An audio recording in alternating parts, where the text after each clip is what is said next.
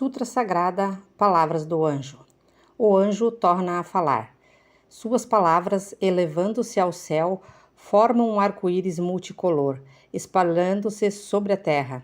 Transformam-se numa bela sinfonia, ao som da qual dançam no véu querubins, com suas tênues vestes tremulando ao vento, trazendo nas mãos ramos de viçosas flores. Uma chuva de pétalas cai suavemente sobre a terra, transformando-a em perfeito paraíso. E o mensageiro do céu prossegue: Vim para revelar as palavras de Deus, que é perfeição. Aquilo que Deus me revelou, revelo-o a vós também. Aquilo que Deus me disse, digo-o a vós também. Sou um enviado do Criador, sou a palavra do Criador, sou a vibração do Criador. Venho do Criador e vos ilumino com a palavra. Sendo eu luz do Criador, onde incide minha luz, não há trevas, nem doença, nem envelhecimento, nem morte. Aquele que crê em minhas palavras alcança a vida infinita e brilha para sempre. Pois sou a palavra do Criador. As palavras que digo não são ditas por mim, mas por Deus, que está em mim. E eu também ouço a voz de Deus nas palavras que pronuncio. Sou apenas uma trombeta. Homens, não adoreis a mim, não louveis a Deus manifestado na forma. Todas as minhas virtudes provêm de Deus onipresente. Venerai a Deus, que eu aponto, e não a mim. Pois sou apenas mensageiro. Tendo eu próprio compreendido que minha essência é Deus, faço-vos compreender que também vossa essência é Deus. A verdade para a qual deveis despertar em primeiro lugar é a de que a essência de todas as pessoas é Deus. Sabei que a infinidade de almas humanas são todas reflexos do mesmo Espírito Divino. À semelhança de milhões de imagens de um mesmo objeto refletidas em milhões de espelhos dispostos em torno dele. Embora vossas almas pareçam diferir umas das outras e manifestem-se de diferentes formas. São todas reflexos do mesmo Espírito Divino e são uma única vida. Por isso, sois irmãos entre si. Se compreenderdes que todos os seres são irmãos, que todas as vidas são irmãs, que todas as criaturas formam um todo indivisível e que Deus é Pai de todos os seres, brotará espontaneamente em vós o sentimento de amor e louvor ao próximo. Portanto, não vos prendais à aparência do corpo físico, nem discrimineis vossos irmãos segundo a aparência. A aparência nada mais é que reflexo de vosso pensamento.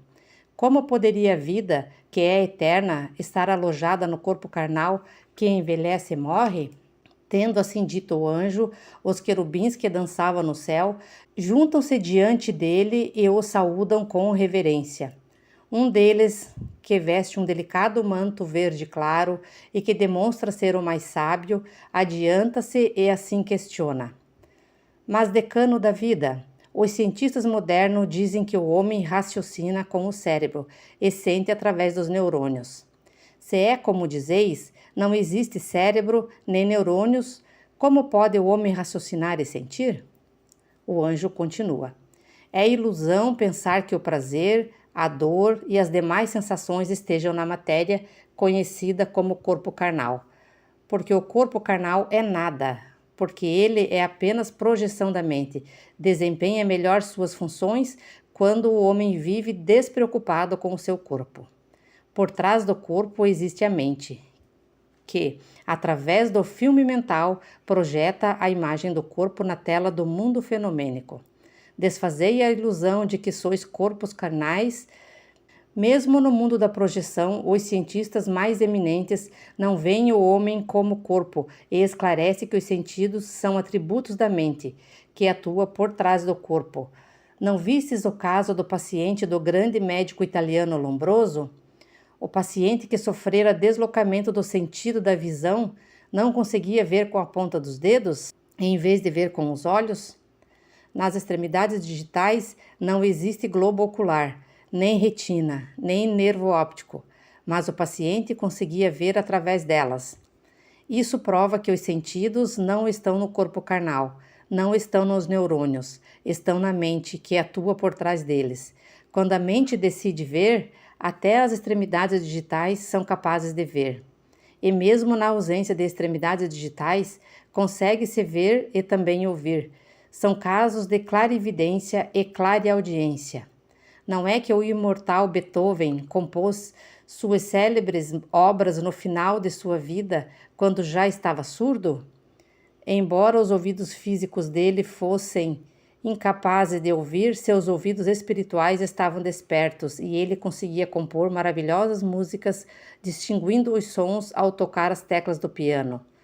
Portanto, é realidade e não teoria que o homem, desde que sua mente transcenda o corpo carnal, pode ver sem olhos, ouvir sem ouvidos e tocar nos objetos sem ter corpo físico. Indaga então o querubim. Senhor, concordo que seja possível ver e ouvir sem ter olhos e ouvidos, mas como é possível tocar nos objetos sem ter corpo físico? Prossegue o anjo. Não vistes recentes experimentos de fenômenos paranormais?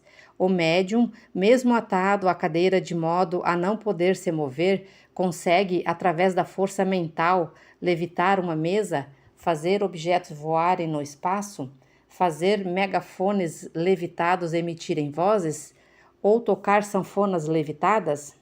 Esses exemplos provam que é possível tocar nos objetos e até movê-los sem que haja a participação do corpo físico. Se a mente consegue movimentar um objeto, é porque objeto e mente não são elementos distintos. O objeto é produto da mente. Isso é comparável à pintura de um artista plástico. A obra nada mais é que um produto da mente do artista, e não o artista em si. Do mesmo modo, o corpo humano é produto da mente do homem, e não o homem em si. A aparência física se torna bela ou feia segundo a mente, e também a saúde muda de estado segundo a mente. Quando o homem compreende este princípio, consegue dominar e modificar seu corpo segundo a sua vontade. A ilusão leva o homem a se julgar corpo carnal, mas o corpo carnal não é o homem. Na sua imagem verdadeira, o homem é filho de Deus, é vida imortal. Logo, não pode ser representado por um corpo carnal que é transitório e sujeito a nascimento e morte. Tudo que é transitório e sujeito a nascimento e morte não é essência, nada mais é que projeção da mente. Mudando-se a mente, muda-se também a forma. A matéria não é a imagem verdadeira do ser. Ela apenas aparece ou desaparece em conformidade com a mente. A matéria é projeção da mente. Por isso, a matéria em si não possui consciência nem sentidos, não sente dor nem doença. Esta é a característica da matéria. Se o corpo material sente a dor, que não pode estar na matéria, é devido à presença da mente que se torna sensível. Se o homem for hipnotizado e sua mente se afastar temporariamente do corpo, este não sentirá dor, mesmo que seja pungido com uma agulha ou cortado com um bisturi. É assim que se realizam punções, bem como cirurgias, sem que o paciente sinta dor. Um corpo que foi abandonado pela mente é chamado de cadáver. Vistes alguma vez um cadáver sentir dor? Ele não sente dor porque a mente está ausente. Corpo vivo é um organismo que funciona segundo a mente. Portanto, o estado de um corpo vivo muda segundo a mente. Mentalizando-se a saúde, o corpo se fortalece. Mentalizando-se a doença, o corpo adoece. Portanto, mentalizai a saúde a todo instante, sem pensar na doença. Quando a mente abandona o corpo, este se torna cadáver. E à medida que vai se esvaindo a força inercial da mente, que também a forma do cadáver, este vai se decompondo até voltar a ser átomos. A mente que abandonou o corpo conserva sua individualidade com sua própria força mental e continua a viver no mundo espiritual. Isso é o que chamam de espírito. Aquele que purificou a mente ingressa em um mundo espiritual elevado, adequado a ele. Aquele que não purificou a mente cria com sua força mental um ambiente adequado a ele e padece nesse ambiente. Portanto, mantende pensamentos sempre elevados e jamais penseis no mal, jamais penseis na impureza, jamais penseis no sofrimento, jamais penseis na doença. O mal, a impureza, o sofrimento e a doença não são criações de Deus. Eles nada mais são que fantasmas, criados pela própria mente. Vendo a escuridão, não a julgueis existência real. A escuridão nada mais é que a ausência de luz. O mal, a impureza, o sofrimento e a doença são apenas estados em que está ausente a força criadora de Deus. O que Deus não criou é irreal. Irrealidade, a isto se dá o nome de mal, impureza, sofrimento ou doença. Então, por que temer o sofrimento que é irreal? Por que temer a doença que é irreal? Para quem se apavora no escuro, até uma folhagem parecerá um fantasma. Para aquele cuja mente está em treva e teme a doença, até a irreal doença parecerá a existência real. Doença não é existência real, mas apenas sombra do temor. Quando a luz penetra na escuridão da mente e extingue o temor, a doença desaparece, evidenciando sua originária inexistência. Portanto, visualizai sempre a imagem da realidade harmônica, perfeita e pura. Visualizai sempre a imagem do Filho de Deus harmônico, perfeito e saudável. O homem é filho de Deus e nada além disso. De Deus, que é perfeição, não provém infelicidade. De Deus, que é perfeição, não provém a doença, infelicidade e doença não passam de produtos da ilusão dos 5 sentidos. Não temais a doença imaginada pelos 5 sentidos, afetar em nada a imagem verdadeira de vossa vida. Não pode infelicitar em nada a imagem verdadeira de vossa vida. Qualquer que seja a doença, nada mais que seja a infelicidade, nada mais são que miragens. Qualquer que seja a infelicidade, nada mais são que miragens que encobrem a imagem verdadeira da vida. Essas miragens nascem da ilusão, ou seja, do desconhecimento da imagem verdadeira da vida. Quando se conscientiza a imagem verdadeira da vida, destrói-se a ilusão. Destruída a ilusão, extingue-se o temor. Extinto o temor, extingue-se automaticamente todas as infelicidades e doenças. Tendo assim dito o anjo, surge no vazio do firmamento uma ilha paradisíaca, onde se ergue um palácio feito de cristal, em cujo trono o anjo toma assento. Querubins descem do céu, permeando o teto, e dispõem-se ao redor do anjo. Nisso, não se sabe de onde, ouve-se uma suave música celestial. Ao compasso desta, os querubins bailam harmoniosamente com suas delicadas vestes tremulando ao vento. No mar de anil que circunda a ilha, embarcações semelhantes às gôndolas de Veneza deslizam silenciosamente, formando um cenário de grande paz. Nisso, do palácio de cristal ecoa no espaço a voz do anjo que, apontando a terra, diz: Vede, eis o mundo da imagem verdadeira. O mundo da imagem verdadeira é o reino do Pai, é o reino dos céus, é o paraíso. No reino do Pai há muitas moradas.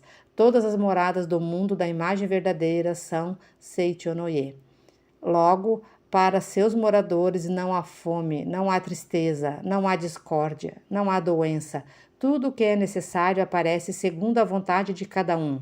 E cumprida a finalidade, desaparece por si mesmo mundo de harmonia, de fartura, de pureza, de beleza sublime. Eis o mundo da imagem verdadeira. Eis o vosso mundo. Não existe outro mundo além deste. Assim finaliza o anjo. Olhando-se para onde ele aponta, vêem-se fileiras de moradas Seichonoye, erguidas numa paisagem de fartura e de paz, onde todos os moradores dançam com incontida alegria. É o mundo paradisíaco. Fim da Sutra Sagrada.